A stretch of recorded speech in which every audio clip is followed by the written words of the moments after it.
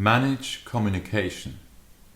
I talk, others talk to me, others talk to others.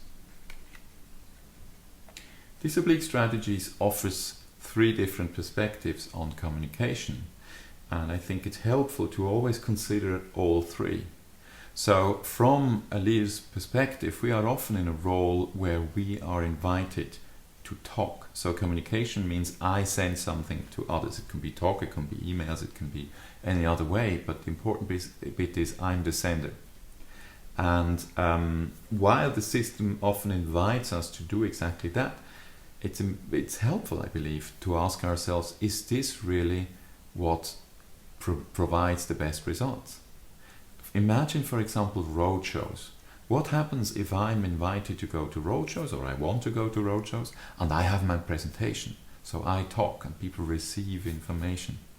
What happens if instead of the presentation, or as part of the presentation, I come with questions?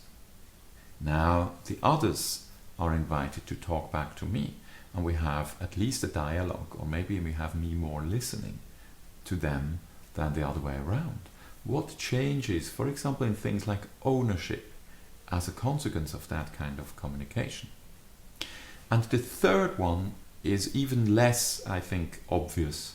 From a management point of view, I can also organize a process where certain people come in contact and start talking with others and starting having a dialogue. It could be that, for example, certain engineers that usually don't see customers actually come to face customers, and there is a direct communication going on, and I organize this communication as a leader. I have seen that in an introduction of new values, where we have, instead of the typical communication top down from the executive committee to employees, or actually from the CEO to employees, we have changed it so that we have organized occasions where employees could talk to other employees from other departments about these new values, and then they could talk to members of the executive committee. We didn't organize what exactly was communicated in there. It was just a sharpening of perspectives, maybe a widening of perspectives on these topics.